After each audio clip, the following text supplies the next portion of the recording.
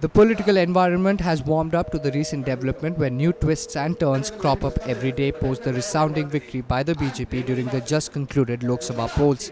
NNI got in touch with Tariq Anwar, where the NCP leader was seen speaking on BJP, the impending CWC meet and the political drama of Bihar. Here is an exclusive report. Anwar, speaking on recent potboiler drama in Bihar politics, said that Kumar's resignation timing was correct as he put in his papers before people asked him to step down. Calling Modi's victory a temporary phase, the NCP leader advised people not to panic and face the situation together. नहीं देखिए, उन्होंने शायद इसलिए इस्तीफ़ा दिया कि उनको लगा कि इससे पहले कि लोग उनसे उनके इस्तीफ़े की मांग करें तो स्वयं ही इस्तीफ़ा देना वही सम्मानजनक है। लेकिन मेरी अपनी राय है कि किसी भी नेता के लिए, किसी भी पार्टी के लिए, कि उनको विचलित होने की ज़रूरत नहीं है। इस तरह का राजनीति में इस तरह के अवसर आते हैं, इस तरह की चुनौतियाँ आती हैं, उसका सामना करना चाहिए, उससे घबराने की ज़रूरत नहीं है। ये टेम्प्रोरी फेज़ है।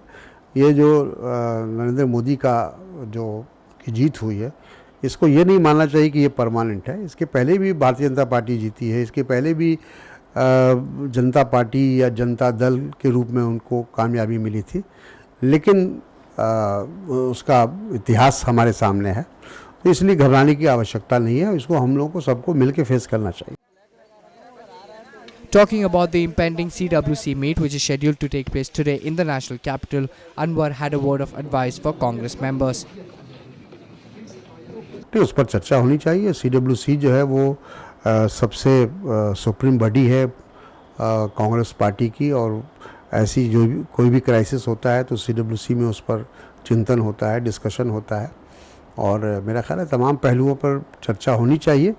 और जैसा मैंने कहा कि आने वाले समय की चुनौती की तैयारी करनी चाहिए, और इस सब तमाम बातें जो कही जा रही हैं उससे घबराने की कोई आवश्यकता नहीं। On being asked whether government would be controlled by RSS, Anwar pointed out that all steps in BJP takes place with the remote control of RSS. The NCP leader termed BJP a mere sham and a political wing of RSS. ये तो बात छिपी हुई नहीं है, ये तो बिल्कुल हर कोई जानता है कि बगैर आरएसएस के भारतीय जनता पार्टी एक कदम नहीं बढ़ा सकती। चाहे वो प्रधानमंत्री के रूप में नरेंद्र मोदी जी को पेश किया गया तो उसमें आरएसएस का रोल रहा, राजनाथ सिंह जी बने, गडकरी बने, सब में उनका रोल रहा, और सारा काम वो आरएसएस के रिमोट कंट्रोल से ही होता है। कहने के लिए जो भी ये कहें, लेकिन भारतीय जनता पार्टी तो मात्र एक दिखावा है कि उनका एक पॉलिटिकल विंग कह सकते हैं आप आरएसएस का। इसलिए आरएसएस से हटकर कोई फैसला होगा ये तो संभव ही नहीं है, सोचना ही गलत है। Powered by NNIS.